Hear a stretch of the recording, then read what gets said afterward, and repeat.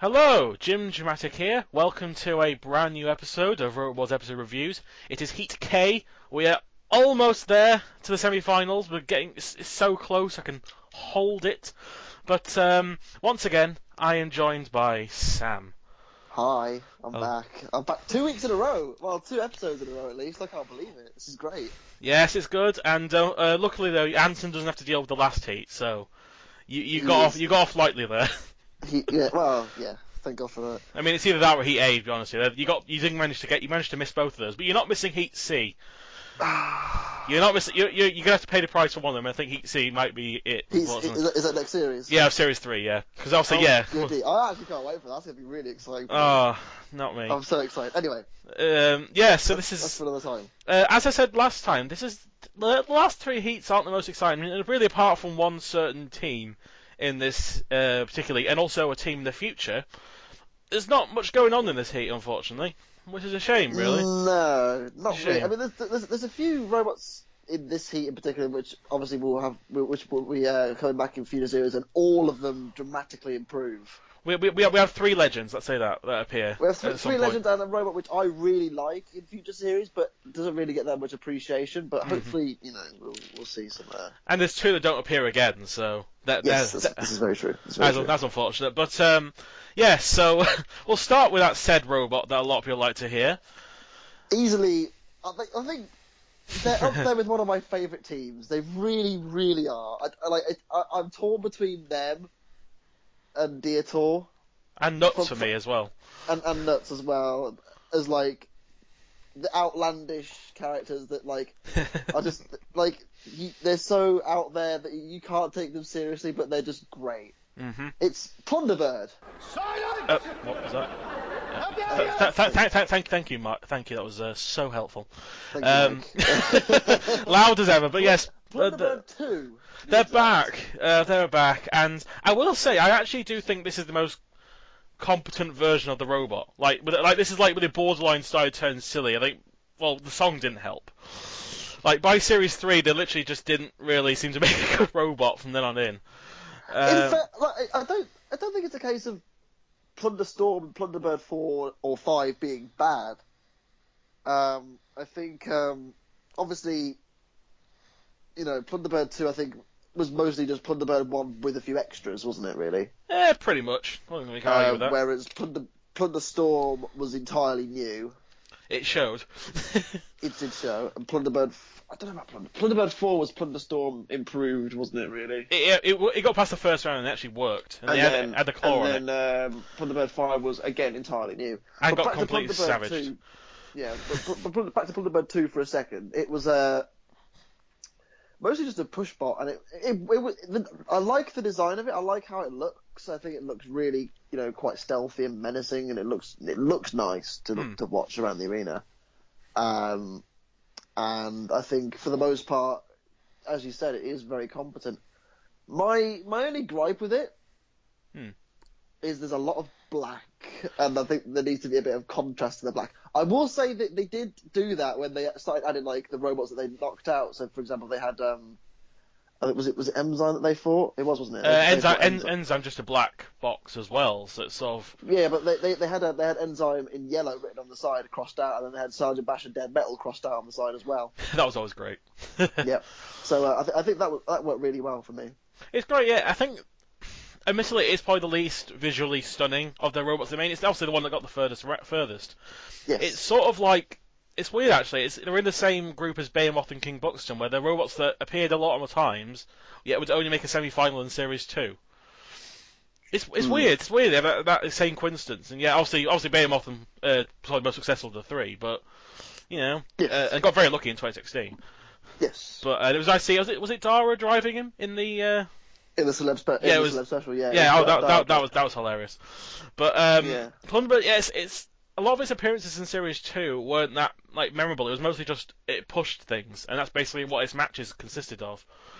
And I don't know, it's like the team definitely outshined the robot in a lot of ways.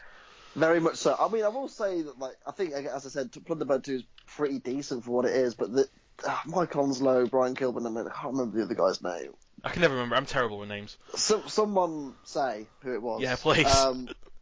But those three, they're such entertainers. I mean, like they turn up and they are the, they're just a fantastic team. The international rec crew are absolute goals. They absolutely are. They really are. They actually are. It's just a shame that, like, unlike the Deer Tour boys, their robot doesn't have as much personality as the guys.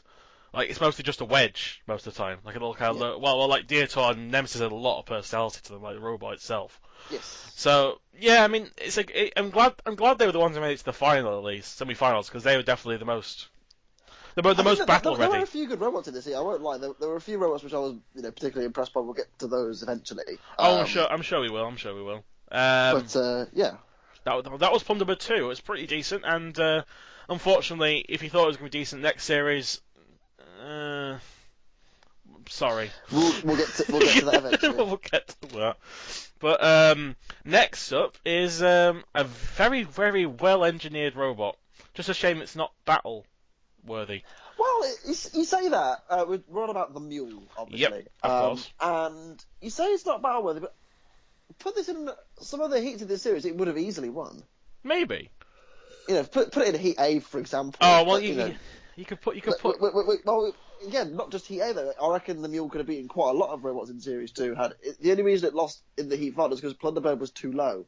Yeah, it had quite a bit of ground pushed it around the arena for a bit. I mean, I guess so. I mean, the best thing about this robot really is partly due to possibly that Roger Plant is an amazing engineer with this robot. Yes. It is so... I mean, this thing won the best engineered robot this series for a reason. It's got so much going on. It's got the kicking legs. It's got the forklift. It's got... Does the shell move slightly? I think it does a little. I don't know. I swear it did, but I don't know. I mean, like, it's just there's so much packed into this tiny little robot, and it's so well made, and it's just amazing how he managed to get all this stuff in. The other thing as well, for the time as well, this was quite. This is Series 2. Yeah, it's got 4 different CO2 systems on it, which is stupid, really. Like, it is stupid, but it's great at the same time. Yeah. There's no wonder why this thing is one of the heaviest robots in the series. It's like 80 kilograms for. Yeah, 80 point. It doesn't meet. I think Technophobic's one of the largest ones, but it's still. It shows though where a lot of this weight went into. And well, yeah, the kicking legs probably weren't the most effective weapons. They were at least kind of like fun to watch and stuff. And the forklift, I guess, could probably do something. It just had a problem with Plunderbird being too low, unfortunately. But it's just an amazing feat. And obviously, if you somehow don't know, Roger Plant later mixed the Big Cheese in Series 3 and with the Big Cheese in Series 4 to 5, I think. I think he quits after Series 5, I think. I don't think it's in Series 6. No, I don't. Really Big Cheese was was last entered in Series 5. Series 5. Yeah. Fun fact: the team. If anyone knows this out there, post in the comments. I'm sure you all will do. The team that currently own Wheelie Big Cheese, they featured in the 2016 Robot Wars series. If you know who they are, post below. I don't, so... Do you know? Well, anyway, so for those that don't know, it is, in fact, Glitter Bomb. They own one of the Wheelie Big Cheeses. Really? They do, yeah. Which one, Series 4 or 5? Probably 5. I don't actually know. I don't know, I mean, I'm quite curious about that, actually. But actually, I didn't know that. I didn't know that. James B, if you're watching, please tell us. Yeah, I'm quite curious about that. But I think it's actually the Series 4 version, but I don't know. I mean, but I know they do own a version of Wheelie Big Cheese. But anyway, and one thing I'll say briefly before, so we'll get on to when we get to those heats. But on a brief note, I absolutely adore the Big Cheese, more so than Wheelie Big Cheese. It's very simple, isn't it? But it's effective. I think also the fact it wasn't as unreliable. Like basically, what you got from the Big Cheese is what you get. It was just like a big lifter. It managed to lift shrapnel up amazingly. And the Wheelie Big Cheese, I think it was all down to the big flip. And then if it didn't get that big flip, it would like be outmaneuvered by something like Tornado or something, and just got slammed against everything. And I mean, it wasn't a bad robot. I mean, I do like the Wheelie Big Cheese, but at the same time, it was mostly just a one flip thing. And granted, it had some good flips in its time, but and it has the best flip probably of all the series potentially. Oh well, that's something else entirely, isn't it? I mean, I was doing some research about that. Apparently, there's a reason for that, but we'll find out. I'm sure we'll get to that. But the Mule is a very well engineered robot. I think it's actually really cool. I like it. It's a 3-wheel drive. Three-wheel drive, which is weird in itself, but it's just one of those things where you just think, why? but then you think about it, and then you're like, why not? Yeah, it's not as disastrous as try Terabot, for example, which is a bit. I don't know what was going on with that thing, but it was very there, wasn't it? it was, Anyway, yeah, and so yeah, so we'll move on to the next robot, and we'll move on to I guess we'll move on to the other robot that has a quite a bright future. yeah, okay, yeah, we'll go for Demon. Demon. Now this obviously has Nick Adams in it from Wild Thing fame, and Yes. it's so weird to see this is his first robot because. I mean, Well, Demon. because this wasn't really was this his robot or was he just part I'm of that not team? sure because I know Mike Franklin. What Robodot was his robot, but I don't know about. I think he might have been just like a team member, maybe. And then I think he was. He wasn't. He's not number one written in the team names. He's number two, I think. Yeah. So because I sort of like how was it Ed Hopper who was in Suicidal Tendencies or something? I think he might have been. Yeah, because I mean. I want to say he was in that team. I don't know. Again. This is all things people can confirm for us, I'm sure. But yeah. I remember seeing it. I was like, hang on, I recognise him from somewhere else. And I was like, oh, maybe. I don't know. I mean, I know he's not the absolute fourth, like the team captain, but no, he's still in the team. That was Charlie Binns, wasn't it? But, yeah, he's still in the team, and obviously later on, this guy makes Thing 2, then Wild Thing from Series 4 to 6, and one of the best drivers out there is Nick Adams. My God, is this guy a good driver? You can sort of see where the Thing 2 idea came from with Demon. Obviously, it has yeah, the Demon, kind of Devil, it's a horror type thing. It's like a horror type thing going on with it. Yeah. I mean, for all it's worth, Demon isn't a bad robot. I feel like it just suffers from being a bit slow. Yet 2 miles an hour this thing is, which really surprises me because it's as slow as First Flirty Skirty, which are joint slowest robots in the series, which really gets me. But the thing is, it was slow, but it was still well driven. It was well driven, but I think the only problem I have with it is it's not even like a major thing, but it's lack of speed. Yeah, the lack of speed, and I don't think it's the most interesting. I mean, partly if it didn't have the face on it, it's a yellow wedge. It's just a yellow wedge. Do you know what it reminds me of? When I went back and watched this literally just before we started recording this. It reminds me of the cat from the Celebrity Special of 2016. I can see that. It's just a yellow robot with a face on it. Basically, except unlike the cat, it just had two spikes that didn't really do anything at the back. Yeah. That's what it reminds me of anyway. When I saw the cat for the first time, I thought, Demon. I mean, I feel kind of bad actually because I remember when I was younger, before obviously YouTube came out and we got all the episodes uploaded and all that. I had to go on from memory. Demon, I forgot Demon entirely existed. I think that and Brute were two robots I legitimately forgot. Oh, and Penetrator. They're three robots I forgot I didn't even existed. I am Brute. Fun story. I am very young and I never saw Series 2 until YouTube. Because, back in my day. I was too young. I started watching robots in Series 3. Hey, it's not a bad series to start with though. I'd rather have to start with that than Series. I started. I don't remember when I started. We'll get to it. We'll get to it. Yeah, we'll get to it. Demon's there. It's very there, but it's not a bad there. It's again, it's like something like Sting or Talos. It's not bad. It's just there. It's nothing spectacular. It's a big yellow wedge. Yeah, that's true. And so yeah, we'll go on to the next robot, which is one of the two robots this heat that didn't actually return again ever. Enzyme. With the little Enzyme, with the forklift that we never saw move once the entire series. I don't know if it just didn't work or they never used it, but I never saw that thing move. I know it broke down in the what's it called, didn't it? In the King of the Castle. Oh, it did. I don't know if that caused the weapon motor to break, but it didn't break down in the battle. But I don't know. We never saw it fire, but yeah, Enzyme is again. It's just sort of there. Enzyme. I feel kind of bad. Quite cool that it was primarily built by the kids there. I do appreciate that. I think that's a really quite a cool thing. Is it the only team I've ever? I swear it's one of the few teams I've seen where they're all kids. There's no adult with them. Like they're all kind of at least teenagers. You don't see that very often. I know because obviously you had was it Maverick and Rick? They were predominantly kids, but there was an adult with them. Same with Hydra as well. Oh yeah, Hydra. Yeah, that's true. I mean, it's very rare to see a good mostly kids team. I think Demolisher was like 2 or 3 were kids as well. Yeah. But I mean, I don't hate Enzyme. Like, it's just there. I feel kind of bad saying it because I know a lot of effort went into it, but it's in fairness, like for a team of kids, the fact that it worked this well as it did. It worked well, and it made it through a few rounds against robots, which were actually fairly competent. I think it says quite a lot for Yeah. how well they actually did. No, I agree. They did really well, and Let's face it, they the three competitors that they made it to the arena with would all go on to be semi-finalists at some point in Robot Wars history. yeah, and it's also, I think maybe because I don't know how long it took to design all, but I think maybe they could have done a bit more color on it rather than just be black. Maybe could have like done something with the color, because I feel like maybe. Because a bit like Plunderbird 2, the colour doesn't really help it like stand out. If it's just black, then. Yeah. But I mean, apart from that, there's not too much to say about Enzyme. It's just sort of a okay. I mean, it's quite high to the ground, which is a bit. Apart from the little faultlet to the very front, it is quite high for the most part, which is quite contradictory to the flipper idea for it. Bit like how Cassis would do sometimes, but. Yeah, true. It's that was Enzyme. Yeah, it's just, Enzyme is there. Now I think the next robot I know you really like, and I really like it as well. So, I really like it. I don't like this version of Megahertz. I kind of like it. I think the concept is brilliant. Let's face it, Megahertz, computer. I like the design. I like the design of the Series 2 version.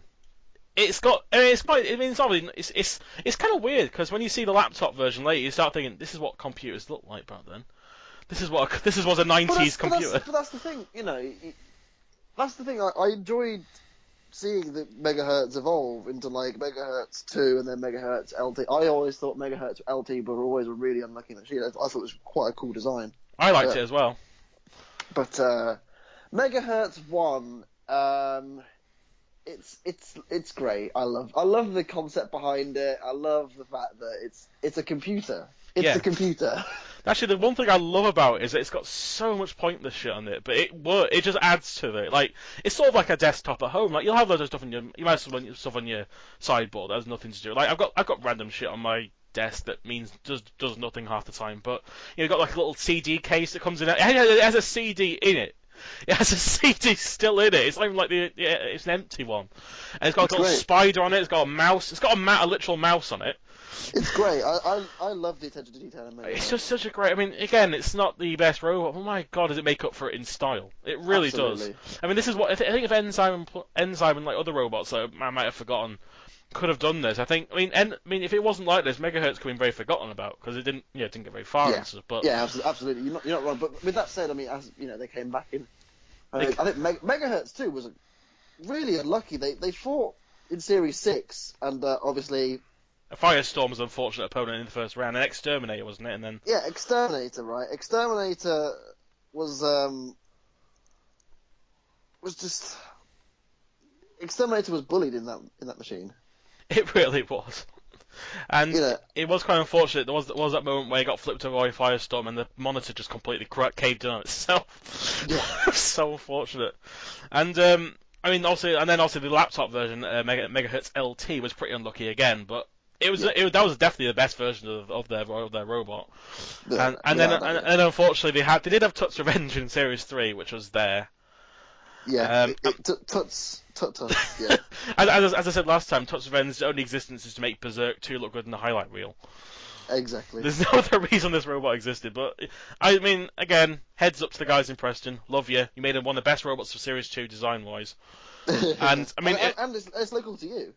Yeah, because Preston's the nearest city to me, so just saying, you know what I mean? The Lancaster boys. All one of me. Yeah. Cry. Yeah. But, as I say, if I made a top 10, like, best designs of Series 2, this would probably be, like, in the top 3, because I just love how much detail went into it. Like, all the pointless detail that went into it. It's like Rock's paintwork. Like, for such a forgettable robot, Rock's has got an amazing look. Despite the fact it's just a box. But, yeah, so that was Megahertz. It's just a shame. They got unlucky.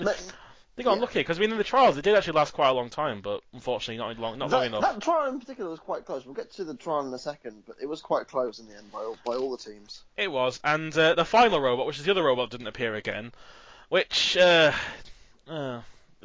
was doomed to fail with that front wheel on the front of it. Phoenix. Yep. This robot could not drive to say it's live. And the weird thing is, when you see it in the intro, it drives in a straight line, but as soon as it gets in the gauntlet, whoop, don't know where I'm going. Just drives to the left, drives to the right. It was very quick, wasn't it, Phoenix? 15 was it 15 miles an hour in 15. that series? That's very fast. It's not as fast as something like King Buxton, All Talk, Cassius, and Shumi, which were all fast in it. But by the way, before we carry on, shout out to Simon Harrison. Oh yes, I was actually going to mention that near the end of the episode. But yeah, thank you, Simon. That was great. We'll come back to it. Yeah, we'll mention it. But as I say, Phoenix. It has a lot of problems with Phoenix, unfortunately. It just hinders it from being really good. Phoenix was, as I said, it seemed a bit very narrow. And also it makes it making pointed robots at the front is a bad idea if you've got spikes on it, because then you can't really do much with it. Like if you got a very narrow range in which you can hit a robot with, and also the fact it had quite a decent amount of ground clearance on the robot. It's two-wheel drive with a caster on the front. Yeah. Which is not a very good. I mean, the caster clearly was one thing that cost them because it couldn't drive straight at all, and it's so fast it just can't control itself. And it had the spike at the back, which it tried to ram into Sir Kill-A-Lot, which only pissed him off more.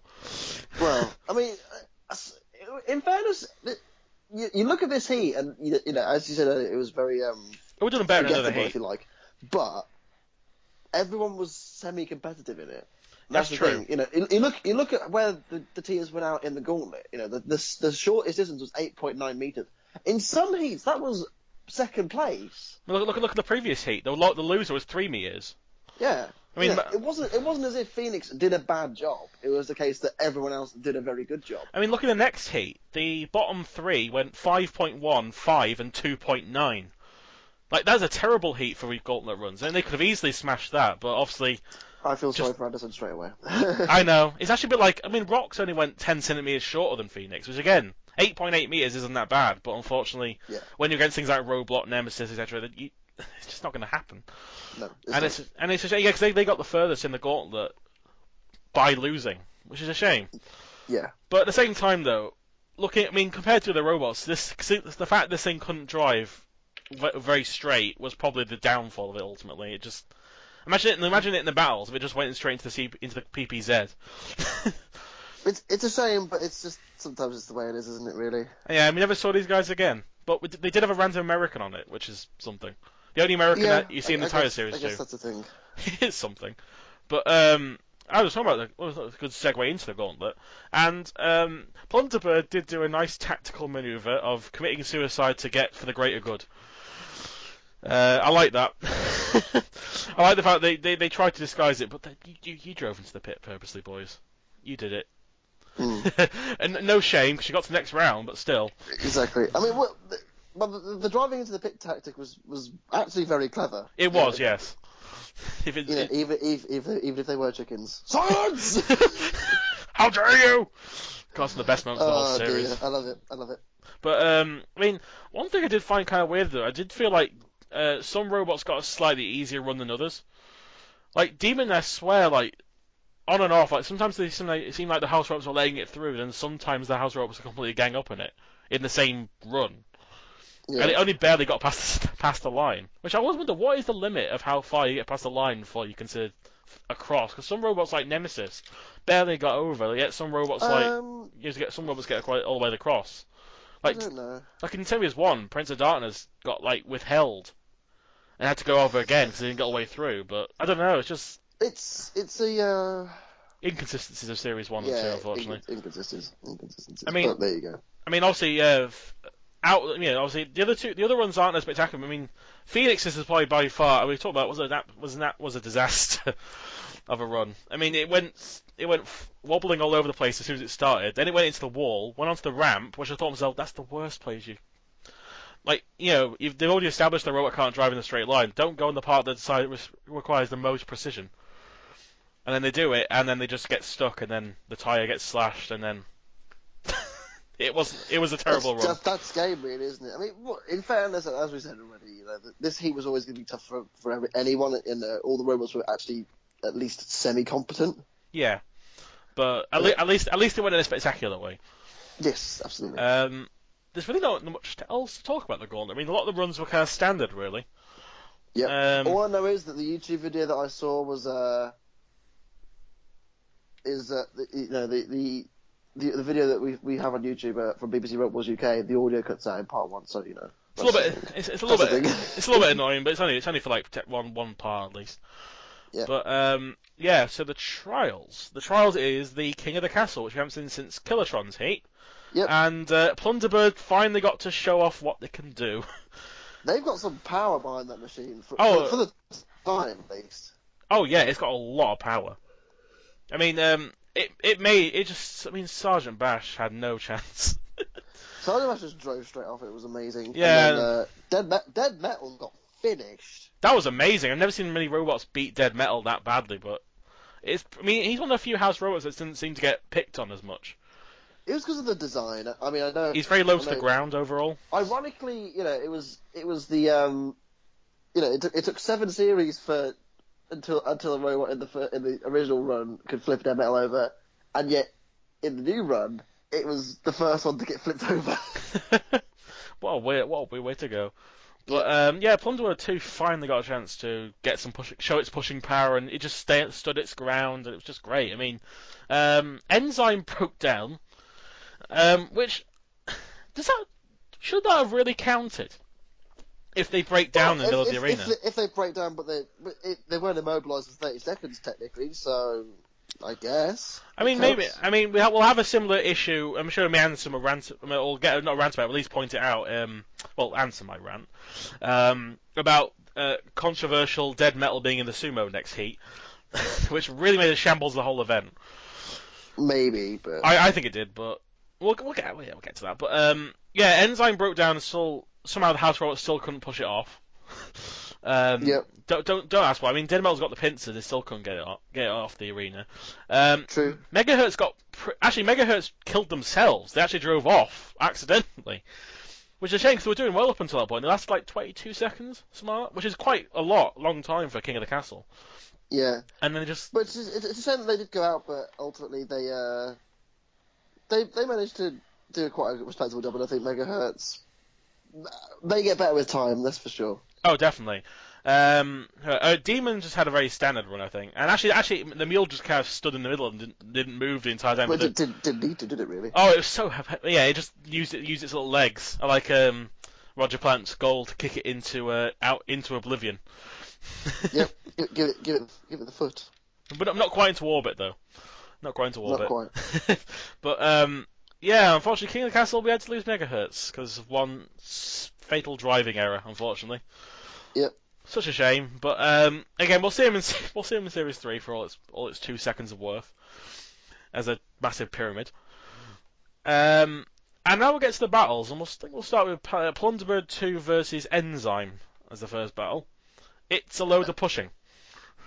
It is. In fact, all 3 fights in this heat were pushing, weren't they? Really. I think that's why I don't find this heat as memorable, because I think at least the fight should be somewhat memorable. At least in GBH's heat, GBH completely flipped over both robots really well. But here it was just like, and also but here it's just like they pushed, one won, one pushed, it broke down, the other one won, they pushed, it won. That was every fight. Yeah, and it was just.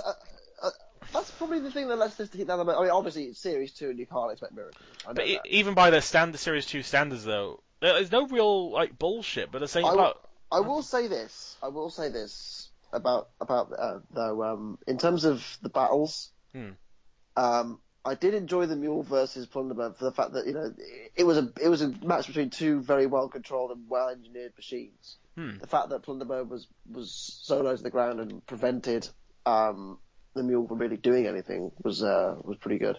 It was a very tactical battle, really. Yeah. I think unfortunately it doesn't make good viewing in terms of like. Just pushing constantly, I guess. But at the same time, it was definitely 2 robots that were well made and well engineered and well built, and definitely should have been in the final anyway. But in the heat final. But at the end of the day, Plunderbird just was lower, really. That's what it came down to. And that's what ultimately decided it, wasn't it? Really. Imagine how different it would have been if Demon had not broken down. Because I think the Mule probably would have lost under Judge's decision if it hadn't just broke down at the last moment.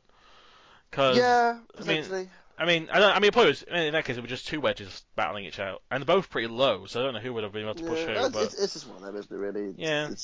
Yeah. But unfortunately, yeah, nothing much really happened in the battles. It's like I'd love to like talk about each one individually. Go, oh yeah, this is great, but it's But like they are literally the same thing. yeah, they're literally the same thing, and that kind of shortens the episode slightly. No, But but that's just how it is at least. it gives us some time to go over next week briefly at least, because You poor people. oh no, I mean one competent robot in the entire heat, and it's Hardvark first of all, because Hardvark, yeah, it unfortunately got very unlucky in Series 3. Couldn't qualify again, and it's such a down. I Such a love shame. Henry. No, I like Henry for the wrong reasons, but still. I mean, Series 2 Hardvark was passable, but it seems just like everything seemed to go wrong for Hardvark in Series 2. Like, something would break, it'd have to go backwards permanently, it has to face Cassius, it's constantly on the ropes in the semi-final. It was like, just kill it, or just put it out of its misery. This thing's dying. Stop! It's already dead. Yeah, that's what it felt like. I mean, its Keat was okay, but then as soon as it got into semi-finals, it felt like I shouldn't. It realised, oh shit, I'm actually against competent robots here. This is not. I shouldn't. Can I go back to my heat? Let Havoc go through, please. I don't want to be here. It's like me qualifying for the Olympics and realising what I've got myself into. Yeah. Because everyone else didn't bother to turn up. Oh dear. I mean, we have Havoc for the next one, which is just. I'm just going to say now, a mace isn't really classed as a weapon if it just hangs there and doesn't do anything. It's just a crane. The robot with a massive ground clearance. And they did undertake a good robot next year, but unfortunately didn't really do anything. It just spun in circles. True. Here we have Flirty Skirty, the definition of a box with a slightly cool gimmick. With the fact that the little flaps lift up and down, but they weren't going to lift anything. So, no, but it's still there. Bit of style. Plus, you got Miss Isle next series, which is interesting, and one of the most interesting looking robots I've ever seen. We have Vercingetorix, actually, the only massively memorable robot beside Hardvark in this entire heat. It's a machine that comes back for another many times. Yeah. I mean, it's Vercingetorix, it's Commongetorix, and it's just like it seems to get worse and worse over time. But I love seeing. I always found Vercingetorix pretty interesting. No, I like Vercingetorix, but it never ever really managed to make an impact in the Robot Wars scene very often. But I do love the team. The team are great. I like the robots. I mean, they always kept coming back. You know, they were just. And this series got completely plagued by mechanical issues everywhere. Yes. I swear, like mostly interference. It seemed like. Yes. But and then we have Tender Caress, the way not to build a robot. Make it round, but put saws on it, so you can't. And also, even if they know which direction it's going, they still can't drive it straight. And it just ends up being kind of a thing that appeared and never appeared again. What a great name! It's a great name. Actually, I do like Tender Caress. It's a very odd name to choose, but I like it. It's actually kind of it's a weird mismatched robot though, because I don't really understand why it's called Tender Caress. Yeah, it's just as to quote Jonathan Pierce, a lurid bottle top. I love that description. It's not as funny as a Sting's description of a concertina stepladder on wheels, but it's up there. Just the way he describes his robots that come out. Jonathan Pierce he has some awful metaphors, but he has some great ones as well. Yeah, I think probably lurid bottle tops are my favourites. And then it just describes it perfectly though. It looks like a bottle top, with just like tiger stripes for no reason. Yes. And a weird little face in the front of it. And then finally, the definition of, oh my god, this robot is going to fail. Angel of Death. This robot. Angel of Death looks sort of like. It looks sort of like what was it called in the War of Independence? Ramstein. That's the one. Ramstein. Yeah, I mean, it only goes back to a parallelogram shape, but yes. I'll get to that one. I'll get to the Angel of Death, but it's the epitome of lost in the it's like brute, you know what I mean? It's not but not as tragic. It's just what was going on with Angel of Death. But anyway, that's gonna be a heat next week. It is gonna be a heat. But first of all, I think I know James, you want to say something, don't you, at the moment? Yes, I do. I want to say, Simon Harrison, thank you.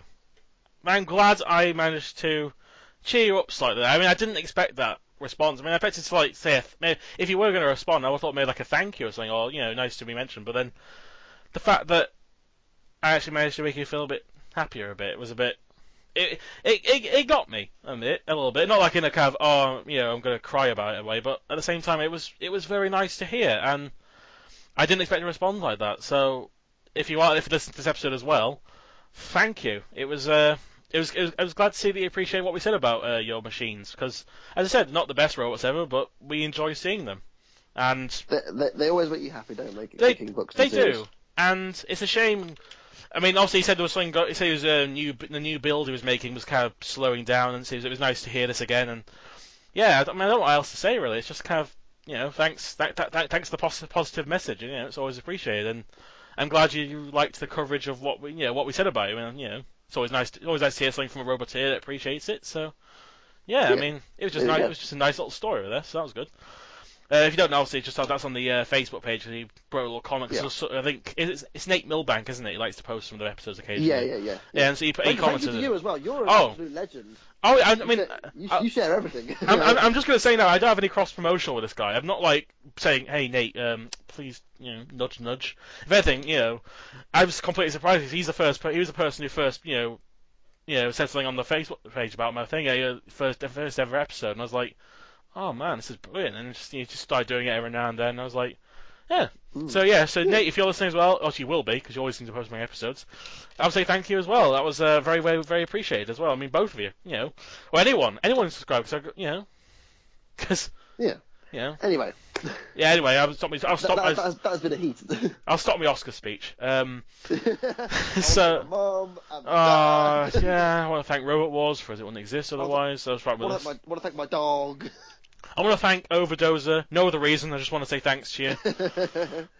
Please come back.